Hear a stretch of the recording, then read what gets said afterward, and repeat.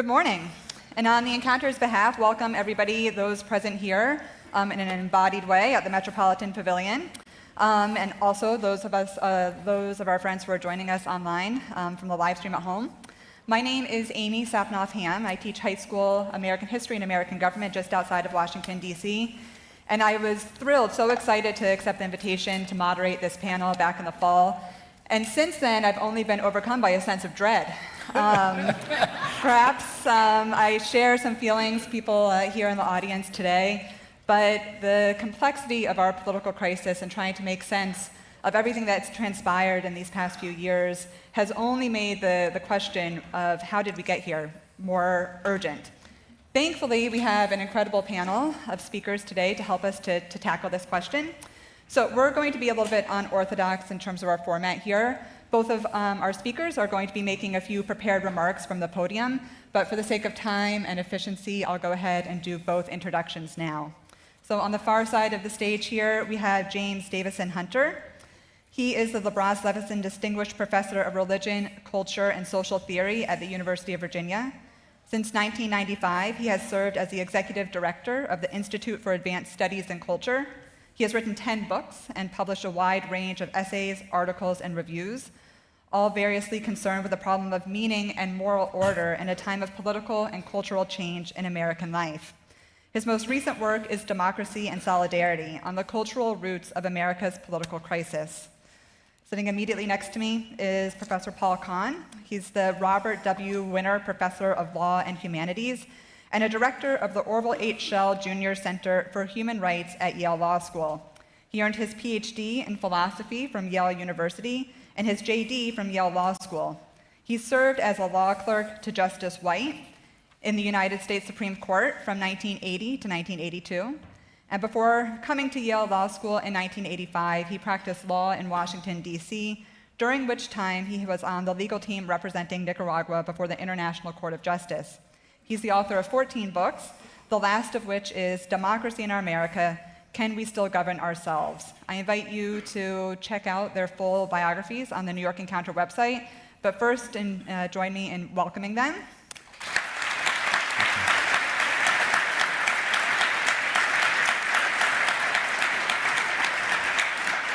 And we will begin with Professor Hunter's remarks. Okay, great. Thank you. Thank you, Amy. And thanks to the organizers and the volunteers who make this Ideas Festival such a wonderful event. And thank you all for coming today.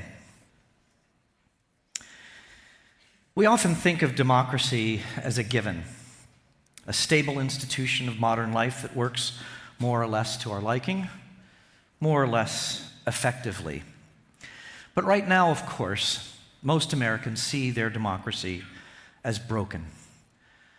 But they see it in a particular way. They see the problems of democracy residing within politics itself. That the crisis of democracy is really a crisis of the other side. And if we want to fix this crisis, we just need to vote the other side out and the right side in. Or else we approach this in a more technical, political science sort of way. We need to fix the primary season. We need to fix or change the Electoral College, put an end to gerrymandering, or just try not to be so polarizing in our politics and public discourse. Most of us want to believe that American democracy is fixable, and we believe that we can do this if people of goodwill will only try harder. But what if the problems are deeper? What if the problems are not merely technical or political, but historical and cultural? This is the premise of my argument in Democracy and Solidarity. And the central question of this book is this: how does an Enlightenment-era institution, liberal democracy, survive and thrive in a post-Enlightenment world? I want to take my 10 minutes to try to unpack that question. Modern democracies, of course, don't emerge out of nothing. They emerged at a particular time and a particular place And in the sweep of human history, modern democracy is extremely unusual. The context within which modern democracy emerged was Europe and North America in the late 18th and 19th centuries, at a time of the powerful intellectual and cultural revolution we call the Enlightenment. The great democratic revolutions were the offspring of the Enlightenment. But it's important to note that the Enlightenment in France, often thought as the model of the Enlightenment, was in fact very different from the Enlightenment in England and Scotland, and they were different still from the Enlightenment in Germany, and all of these were different from the Enlightenment in America. Here it was distinctive by virtue of it being a hybrid Enlightenment. It drew from a number of different sources, a blend, not only neoclassical thought, but Lockean individualism, a Whig tradition of history and political philosophy, and a very prominent strain of Reformed Protestant or Calvinist Christianity. Why does this matter? Democracy is not just a set of political institutions, but more fundamentally, it is a moral imaginary and a complex of social practices. This moral imaginary and those social practices were drawn from the Enlightenment, and in America, our particular adaptation of it. From these sources emerged an ethical vision for the reconstitution of public life, a vision of greater freedom, equality, and toleration, but also a vision that was tempered by interdependence, sympathy, mutuality, and benevolence, and such civic virtues as loyalty to the community, knowledge of public affairs, civility, and restraint in the conduct of deliberation. This ethical imaginary was novel to history, which is why the founders called it a novus ordo seclorum, a new order for the ages, a new beginning for humanity. These cultural sources not only made these ideals and ideas intelligible to ordinary citizens, but in the process, they also provided sources of solidarity or cohesion in a diverse population that could contain the public's many internal disagreements. The instruments of democracy, its political institutions, its rituals and practices, was not that vision of the public good, but rather these institutions served it, supported it, and in these respects gave political expression to it. The problem with America's hybrid Enlightenment was that it was beset by contradictions from the outset. We promised freedom to all, but then denied freedom to large swaths of the population. We promised equality to all, but refused equality to vast portions of the people. We promised to tolerate differences, but then were deeply intolerant of many of the differences that are constitutive of life, meaning, and identity.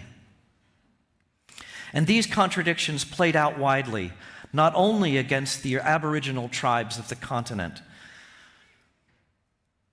and African-born slaves, but also against Roman Catholics, Mormons, and Jews. Ultimately, the questions at stake in these contradictions was, who is an American? Who is included in the American project?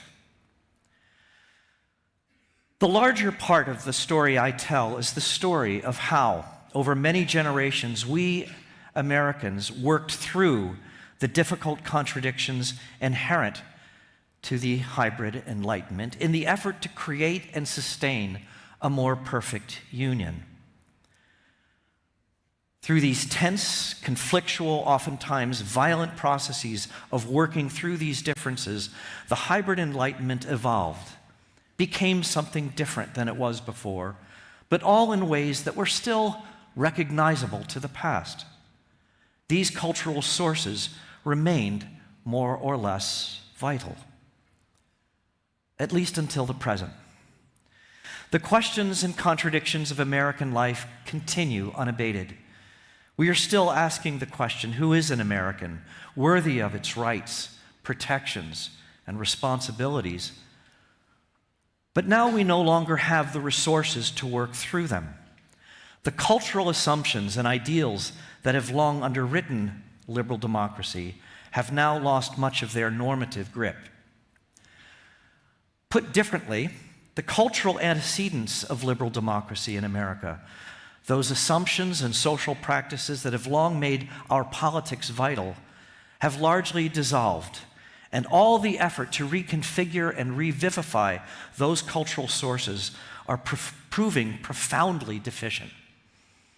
More troubling still, there are signs today that the sources of the hybrid Enlightenment are being replaced by a very different and much darker moral imaginary and cultural logic. Which is why the cultural war has become so incommensurable. There are simply no obvious solutions to our political conflicts, for there is now no shared framework or cultural logic or sources through which antagonists could settle their disputes, much less reasonably contend over the meaning of America's past or present, or reasonably chart a shared future. As I say, implicit in it all is an incapacity to answer the question of what it means to be an American in the first place. Neither faith nor reason nor their early Enlightenment synthesis can now resolve the concrete and enduring political questions made pressing by the advance of modernity. Who can enjoy the benefits of freedom? Equality for whom? What are the limits of toleration? And on what grounds do we reconcile various personal, private, and factional interests with the public good? And perhaps most elusively, what is the public good in the first place? The political stalemates of the early culture wars were challenging, to be sure, but now they have evolved into warring hegemonic projects, defined by a competing will to power. On the face of it, our political system is still very Jeffersonian. It's recognizably Jeffersonian. But underneath it, around it, and through it, our political culture is now Nietzschean. Which is why annihilation, cancellation by another word, found on both the right and on the left, is not an accidental feature of our political culture. It is the point of it. So here we are. The question I posed at the very start of my comments then come into sharper focus. How does liberal democracy, an Enlightenment-era political institution, continue to thrive and survive and constructively evolve in a post-Enlightenment culture? Is there anything that remains of the hybrid Enlightenment that might be salvageable or renewable? What, if anything, can be reconstructed from this deconstructed culture? Or if salvaging the hybrid Enlightenment is neither possible sociologically nor desirable politically or ethically, then what encompassing ethical vision could underwrite liberal democracy going forward? What credible authority could establish the factual or moral truth of matters, or could command the respect and assent of the majority of citizens? What telos could bind Americans together in a common hope? What mythos or common story could reunite Americans in all their differences? And given that the culture war has riven all the institutions of civil society, institutions of faith, primary, secondary, and higher education, philanthropy, the news and entertainment media, the law, professional associations in every field, and now even corporations, what institutions could be the carriers of this vision, this story, this hope? From its earliest years, American democracy was understood as a grand experiment in constructing a novel political order upon a new foundation. American democracy was an exercise in hope, namely hope that the world and the lot of ordinary people could be made different and better through a liberal democratic political order, Yet experiments can fail and hopes can be dashed. We are certainly at a moment in history when the answer to the fundamental question about the vitality and longevity of liberal democracy can no longer be assumed, though not because we are politically fragmented and polarized, but because we no longer have the cultural resources to work through what divides us. Thank you.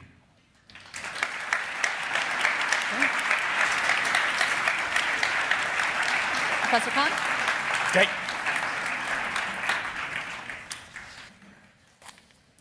Okay, so first, thanks to the organizers and everybody working on this event for inviting me, giving me the opportunity to speak and participate. I'm looking forward to the rest of today and tomorrow.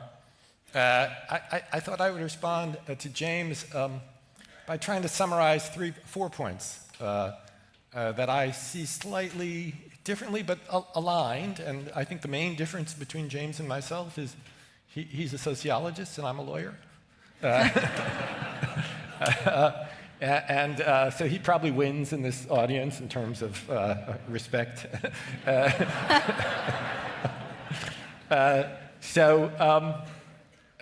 I think a lot about these issues, and I think a lot about what ails American political culture. And on these things we mostly agree, but I bring a slightly legal perspective. So I'm going to pick out just four ways of thinking about the things he mentioned and say some very brief things, more categories that maybe we can pursue. So first, James began with the idea that everybody believes American political institutions are broken. Everybody's trying to figure out what kind of a fix might be available and hoping it's an easy fix. An easy fix in the sense, well, maybe if we just adjust the primaries, that'll do the trick. Or maybe if New Hampshire doesn't vote first, that'll be the fix. Everybody's got their list. And I think that there's a fundamental flaw in this sort of thinking, which is a flaw in the way in which democracy is thought about. So too often the current assumption in this country is that democracy is about voting. Democracy is about voting in part. A robust democratic system has, in my view, 3 elements, of which voting may be the least important. So what is the first? The rule of law. All right? The democracies operate according to law. We can come back about, what's the primary object of attack right now? Law. Democracy's in trouble. So first is the commitment to the rule of law, to the idea that institutions make law and that we're committed to law and that law has a certain longevity and a certain ways of proceeding and a certain process of recognition, and that we're all equal before the law. So absent law, you don't have democracy, you just have a mob. So that's the first element, law. Second, democracy is committed to a certain moral vision. You don't have a democracy unless every individual is treated with equality, dignity, and respect. Right? It's not a democracy when one party wins and it immediately subjects the other party to disregard, immorality, and scapegoating. So you need these 2 elements which are foundational, law and the morality of individual dignity. Then you have voting. But voting is only a means for picking leaders. It's a decision mechanism. It's not the essence or truth or measure of democracy. And historically, our leaders were very worried about this. Democracy as voting without the ethics of dignity and the rule of law is just mobocracy. Why should a majority govern if it abuses a minority? So that's the first point. We need a more robust idea of democracy, and it's the thinness of our idea of democracy, identifying it with voters, that is in part getting us into a confusion about what's at issue here. After all, Trump won. What's the problem? Second point.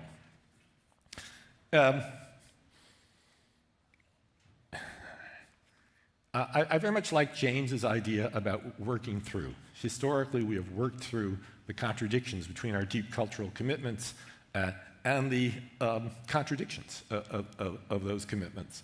And that assumes that our institutions have been capable of taking on that task.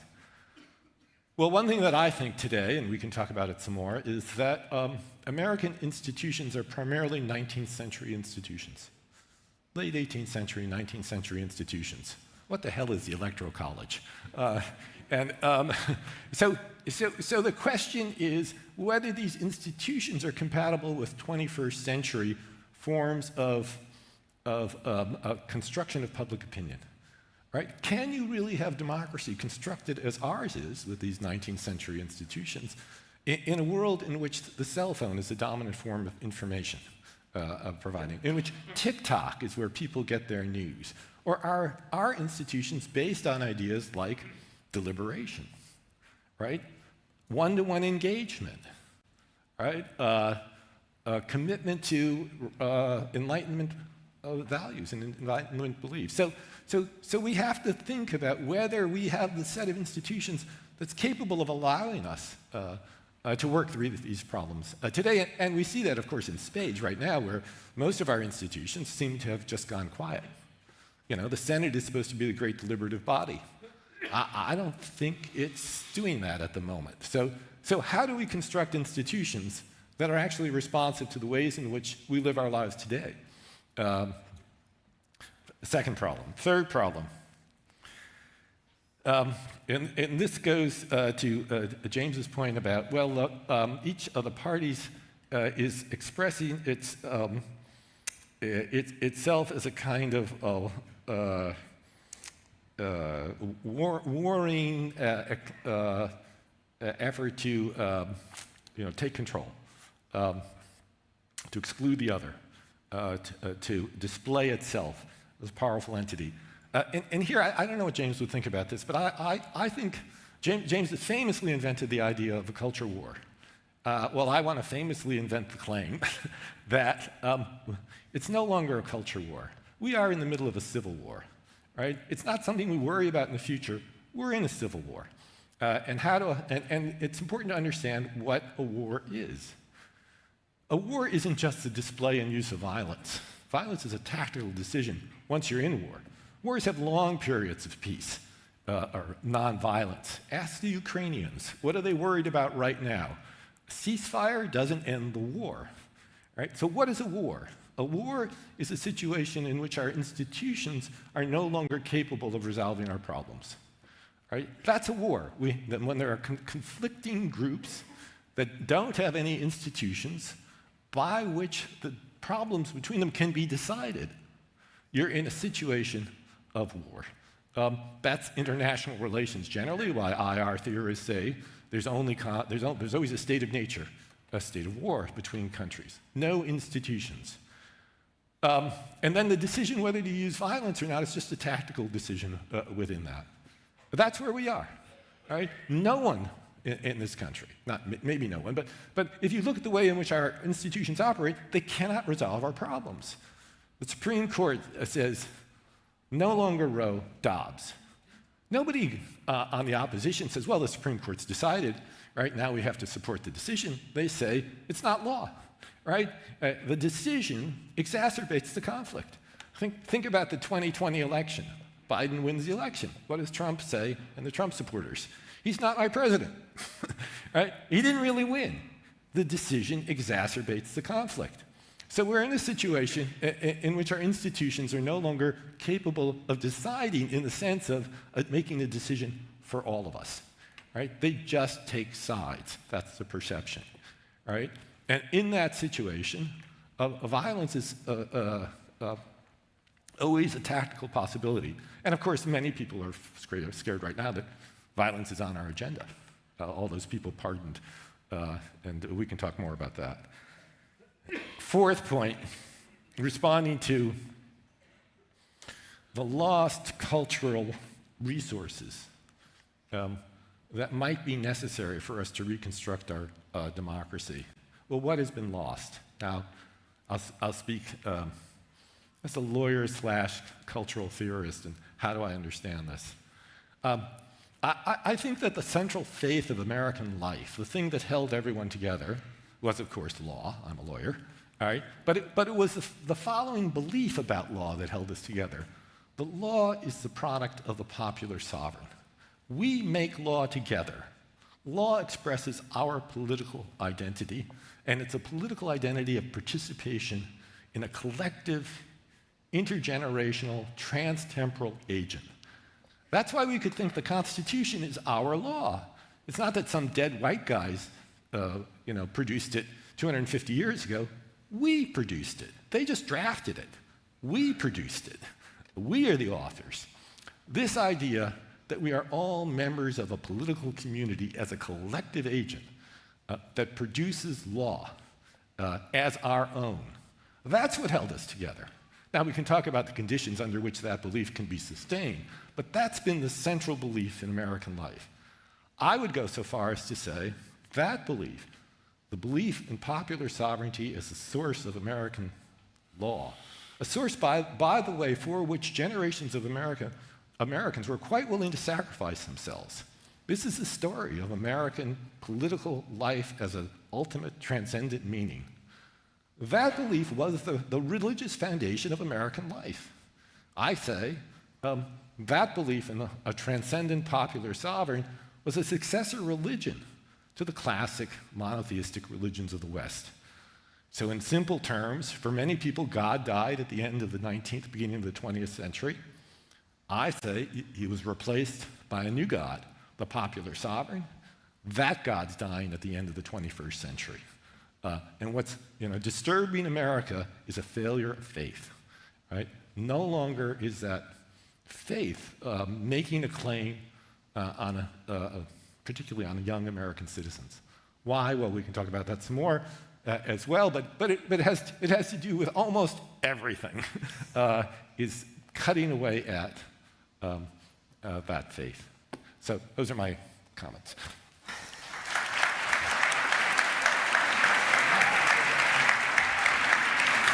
Thank you. A start.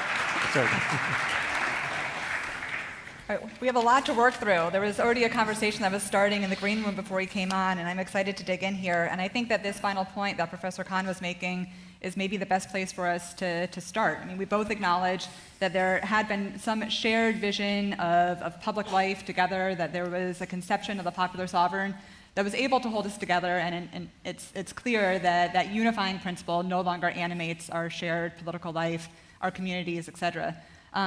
Dr. Kahn, you started to talk about how the way in which religion works in the public sphere has a lot to do with that. And so I'd like to pick up the conversation there. If we can go ahead and start perhaps with Dr. Hunter to speak about that point, the decline of religion as part of the diagnoses here, and then we can get going with a bit of a back and forth.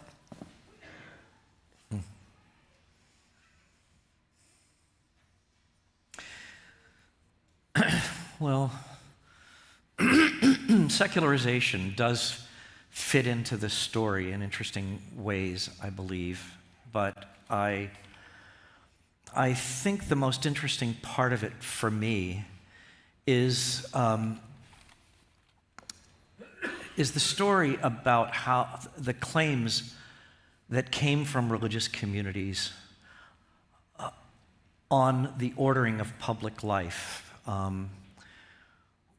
We, of course, nowadays take for granted the kind of Lockean and Jeffersonian distinction between private and public, and part of the story of American exceptionalism is that of all the modern nation states, religion thrives here in ways that it hasn't thrived in most of the nations, at least of Northern Europe, Canada and elsewhere. But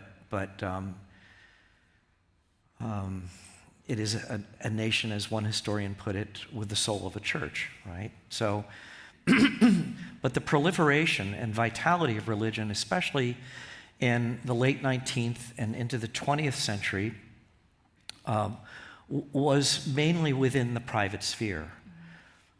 Through so much of the 19th century, the claims, the distinction between public and private really wasn't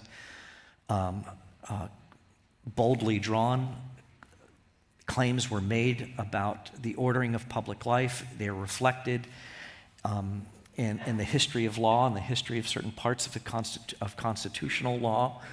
I'm thinking of sort of the definition of marriage, for example, against some of the claims of Mormons, again, at the very end of the 19th century. But the most interesting part of this is what happened at the end of the Civil War, that both North and South were making very bold claims about the designs of Providence, the sanction of Providence over the war effort, both in the South and in the North. Someone was going to be wrong, and it turned out to be the South.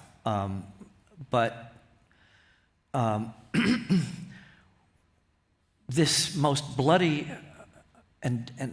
of wars, this most devastating, economically devastating of wars, in a way undermined the authority of any religious body, any religious community, any theological tradition to make absolute, or at least bold, strong claims about the ordering of public life.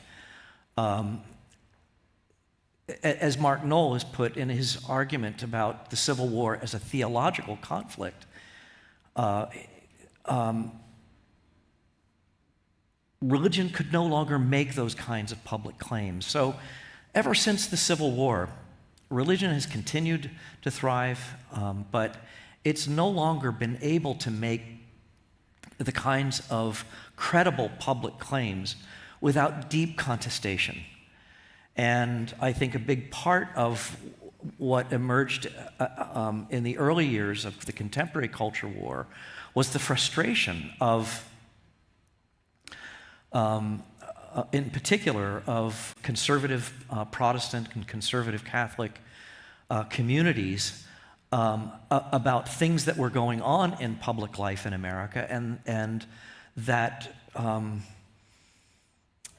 and the sense of being muted, of no longer being able to express the deepest convictions about how the public order should be. This is what Newhouse, of course, called the naked public square.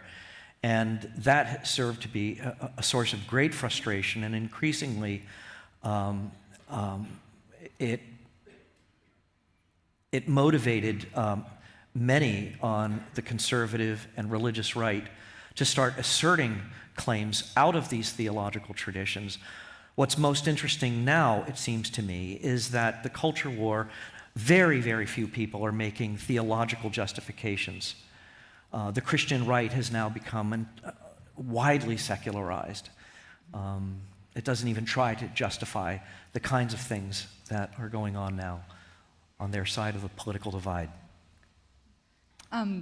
Professor Kahn, I invite you to respond, but I also want to ask a related question in a little bit more of a targeted way, based on something that you wrote recently about this idea of the popular sovereign and what we lose when there's no longer a transcendent understanding that's attached. And one idea that I found interesting was that when there's this incarnational sense within the popular sovereign, that it gives this capacity to think about sacrifice as a part of democracy and democratic, a shared life together. So I was wondering if you could actually pick up on that idea. What does sacrifice offer in a democratic project? Okay, let me make a few points and come around to that. Sure. First of all, I'm deeply skeptical about claims of secularization, in the following way. Not that I don't think secularization has happened, and surely secularization of America's traditional religious fora, religious institutions has happened, and happened in a big way, as James says, after the Civil War and then into the first part of the 20th century. There's a decline, and I trace this in my book about Killingworth. If you look at the first 250 years of Killingworth's history, it's very hard to distinguish between the congregational church and the political community. Right. They're deeply intertwined with each other, and that of course influences all your thinking about things like participation and volunteerism. It's not really meaning the same thing when you're doing it in front of a congregation as it is when you're doing it in front of a secular community. So all of that's there. I agree with that. But the 20th century and its phenomenon of nationalism must, in my view, be viewed as a religious phenomenon, right? And in part, that's sacrifice. What is the 20th century? It's one mass mobilization and war after another under an ethos of sacrifice. We don't do that for reasons of commercial advancement. It doesn't make any sense to sacrifice your children, so you can get a fancier Toyota? I mean, it doesn't make any sense unless we understand that the state is making a kind of transcendent ultimate claim upon you. And that only works, right, if there's a response to the claim, that people have to understand this as defining something that's bigger than themselves. It's transhistorical, that has a presence in their lives that they want to pass on to their children. And to understand the 20th century, which is the bloodiest century in history, right? We have to take seriously the movement of faith, a kind of faith, an embodied faith, from its traditional, let's call them political, religious institutions, to what from the traditional church point of view looks like secular institutions, but are operating effectively as the new, let's call it the new political theology. Now, something happens, right, in the late 20th century to this confirmation. One thing that happens is that the generation of the Second World War dies, right? There's a lost memory here to be replaced by, Vietnam and then Iraq, and these are all failed efforts read as abuses of government power. So that's one part of the story.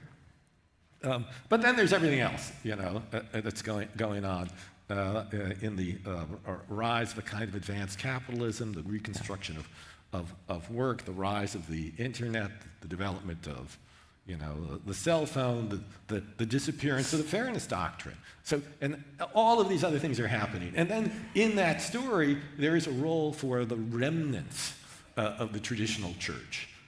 They're not very powerful, as we see. But they're powerful because they have, a substantial political bloc. Mm-hmm. They can vote, right? But nobody can take seriously the claims that they are an effective political force as a religious force, and people who are deeply religious are actually, deeply puzzled about what's happened to their political institutions, their political presence. Was there something else I was supposed to say? Sacrifice. So one of the claims I've been making for decades now is that we misunderstand politics if we think it's based on contract. This is my critique of liberalism. Politics doesn't begin with contract, it begins with sacrifice, right? A political community arises when there's a commitment to defend and express the community through sacrifice. And that's what's the distinguishing element of politics as we've traditionally understood it. And then one has to ask, well, what are the conditions under which we can maintain a politics of sacrifice? Right? Some people might say, well, we don't want to maintain a politics of sacrifice, right? Let's call that peace. And of course, I'm all for peace. But I think what's distinctive about politics as the kind of community and values that we know is that sacrifice is always at the edges. Right? Yeah. I mean, I and James and most of you, we've lived our entire lives under the threat of mutual assured destruction. And that, it seems to me, cannot be ignored. Right? What is the nature of the political community that allows it to say, right, that there are possible confrontations in which we believe it's better to end history than to continue as our political community. Now, that's the puzzle that has to be explained when we think about politics. The welfare state comes after that. Now, and when you think about, well, what are the conditions of belief in which that's a possibility, then you have a very rich discussion of the sort that James points to, about, well, what is the culture here? Where does it come from? What's it drawing on? How does it, borrow from its religious tradition? How does it understand the tasks assigned to it? And how, for me, how does it understand its sacred script, its constitution? How do we interpret a constitution that has to support that weight of the weight of a transcendent claim upon us? So I think it's very fundamental. And if you ask me what's the crisis today, I would say all of that's dying. And we need some kind of alternative understanding that can support a serious politics. That's a $1 million question today. So if I could just respond quickly. So part of what I think is a fairly minor disagreement here actually is explained by a conceptual or definitional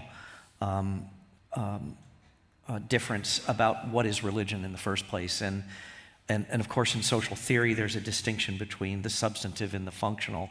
And I don't disagree with you at all. And the kind of authority that I was speaking of and the secularization that has followed from that is about substantive religious communities. But part of what emerged out of that was still the remnants of a very powerful civil religion that was about the religion of the nation itself. And it was certainly substantive in part, but it was also functioning like a kind of a public religion. To use that language, I could say, just sort of to echo your point, part of what has disappeared is the powerful functioning of that civil religion. That too seems to have disappeared. And what is replacing it is a kind of hardened political religion, a political theology that is in which political ambitions themselves become the God, the transcendent. And it's part of the reason that accounts for, in my opinion, the sort of utopian tendencies both on the left and on the right. They have made a certain kind of politics a religion that is exclusive of anything other than the most pure form. So I'm not sure I agree with the last part of it, but I do agree with the first part of it. That, look, it's not, as you said when you started, American politics takes place in a rich cultural context that is dominated by religious and Enlightenment belief. No doubt about it. I mean, it's not an accident, right? That we are a culture, a political culture that puts a text and reading a text at the center of our lives. That's not an accident. That comes from somewhere. The idea that you organize a community around reading an ancient text. So in the role of law and our understandings, our ethical understandings of inclusion, the struggle over who's in and who's out, these all have rich religious roots. And they outlast, in my view, those religious roots in some way, in the sense that, we have a common political, ethical morality. Maybe we don't see it at the nation level, but if you go to our local communities and our enterprises like this, you see great convergence on just the ideas, the ethical ideas that come out of this tradition. Right. So all of that's true, and then I agree completely that there's great stress on those commitments and those values. We live, in an anxious age, an age of insulation, isolation, an age in which people are questioning those values. All of that's true. The only quibble, it's not a quibble because it's like, doctoral theses are being written on it as we speak, is how do we understand this transition in the 20th century? And I'm inclined to say, well, it's not really secularization. Right? First, there's a great investment of let's call it the religious energy, the capacity to define a meaningful life into politics. All right? And that gets us through, the middle of the century and the Second World War. And then things begin to fall apart. And in part, they fall apart because the courts take this idea very seriously. And under that idea, of kind of leading the nation in the development of its deepest ethical commitments, we start getting Brown versus Board of Education, and then we get Roe versus Wade, and one thing after another. So the courts, which had not been major elements in this set of commitments, becomes the leading edge. And then around that, there will be mobilized in opposition to law, and then we get the rest. So there's a story about how law became kind of, the background commitment to the leading edge, and then it becomes this focal point of a kind of political, cultural opposition. When Roe was passed, 7-2 in the court, it's not thought of as a major case in many ways. The major case, Justice Blackmun wrote the decision in, was it 1973? Yeah. 73?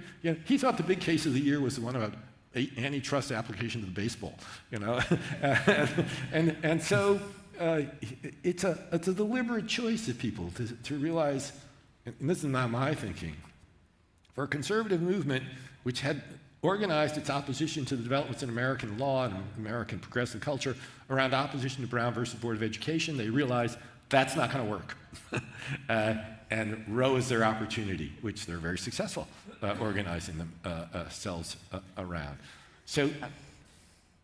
But part of the problem here is that law is the language of the state, ultimately, and because the underlying consensus had the popular sovereignty did not form law at this point. It was not forming law. Law was used as an attempt to impose a consensus on a nation in which there was no consensus on abortion, right? And there still is no consensus on that question. Yeah, but the same was true again in the 19th century with the Dred Scott decision. It was an attempt to impose by the force of law at the highest court of the land, by the way, who centered on the text, also by men and women who wear what look like religious robes and work in a building that looks like a temple, right? Right. So that's my point. It's all religion. I get it. I get it. But the problem was it hadn't worked through the problem of unequal humanity. And the same is true, of course, with Roe versus Wade. The Dobbs decision it reverses Roe v. Wade, and we are just as divided as we have ever been because precisely there's popular sovereignty is no longer forming the law. I'm going to interject there to add another question that maybe will get us to a little bit of a higher level thinking about these things. Yeah, sure. And based on what you were just talking about and so relevant to both of your comments, this concept of working through. And I think that certainly we would say that given the polarized nature of the highest levels of politics and government, that there's no capacity there to work through. That working through is much easier at the local level and amongst communities. So I'm wondering if you could speak, if you could both speak to that briefly about the need to think about political relationships at a more local community level in order to reclaim some hope of this possibility of working through. Yep. Well, I like the way you posed the question very much because it's always important to me to recognize that America's not falling apart in many ways at the local level. States are a little more complicated. Yeah. But there are local communities everywhere that are working through their problems. And this craziness of American national political life in this division does penetrate into the local, and that's a big problem of trying to keep it out. But when community members sit down together and address common problems, they appeal to a common sense. Another point we agree about the necessity of common sense. And they have the resources. So the crisis at the local level isn't that there aren't resources to work through the problems. The crisis is people are paying less and less attention to it. They're committed to other things. They're off at work 20 hours a day, or they're commuting, or they're busy with their families and managing the sports teams and all of this stuff. So the problem there is to draw people in. It's not to recreate a set of values that has somehow disappeared. So the big problem, I think, one problem is try and think about what are institutions the possibilities of taking that cultural and normative set of resources and taking it up and saying, you know, what we have to do is create institutions in which people can act, interact in a way that appeals to their common sense and addresses real problems. And I think there's a vast, majority of the American people want to do this. They want to do this. They think what's going around them is crazy, and they really don't like the chaos. They would really like to figure out how to do this. How do you do that? We were joking before this. I said, well, let's start by shutting down the internet. I don't think that's going to happen. So there's vast, structural forces working against it. Right. And mind you, not just here. This is an important thing to remember when you think about the problems of American politics at the moment. It's happening everywhere. So a story that's limited to just, what happened here in the last election isn't going to grasp what the problem is of politics in contemporary life, So I can say a few things, but they're very general. One is,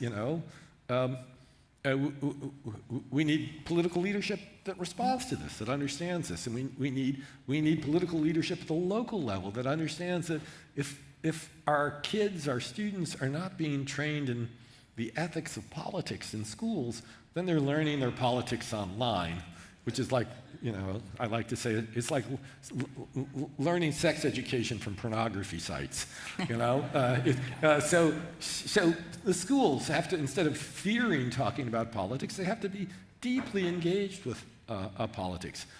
Point number 3, I think it would be great if we went back to conscription. Is that going to happen? I wouldn't conscript people into the military, but I think it's a great idea to take young people and say, you have to do a year or two of public service. They're too young when they go to college anyway.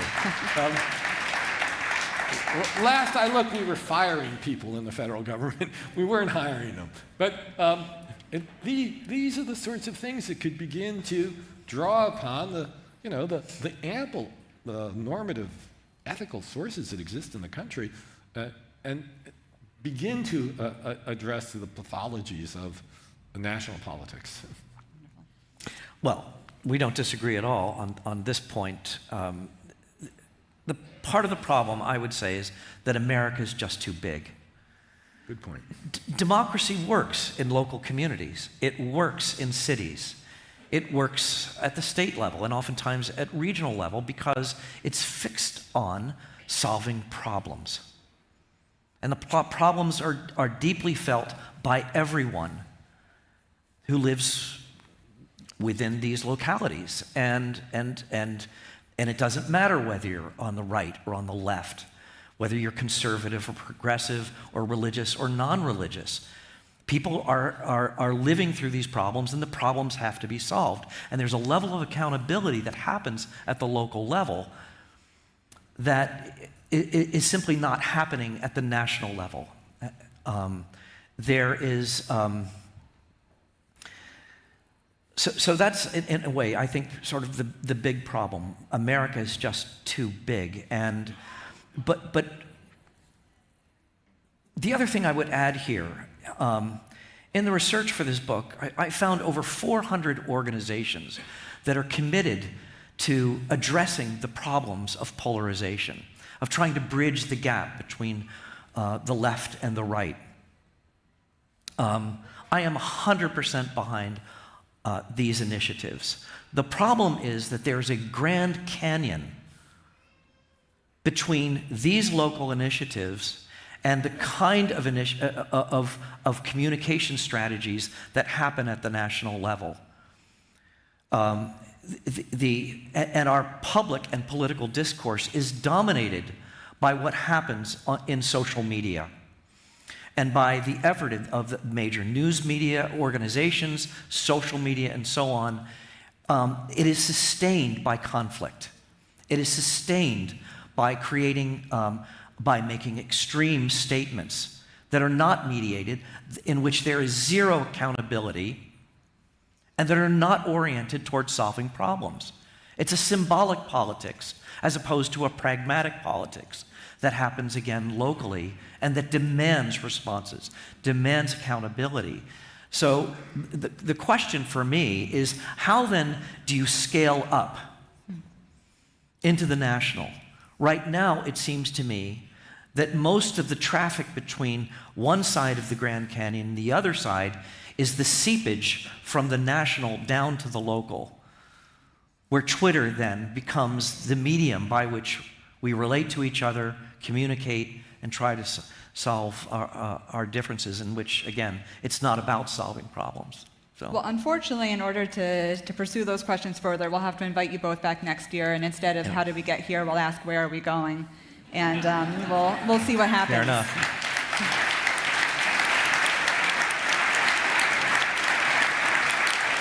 Just a few brief announcements. At 2:30 today, both James and Paul will be available to sign their books, Democracy and Solidarity and Democracy in America, respectively, at the Human Adventure book table, which is right outside the auditorium. And one important announcement, of course, here at the New York Encounter, we're all about working through. So I'll paraphrase the speakers and just say that donating to the New York Encounter is one way to save democracy. So dig deep into your pockets. Thank you very much. And again, thank you to our speakers. That went by very quickly.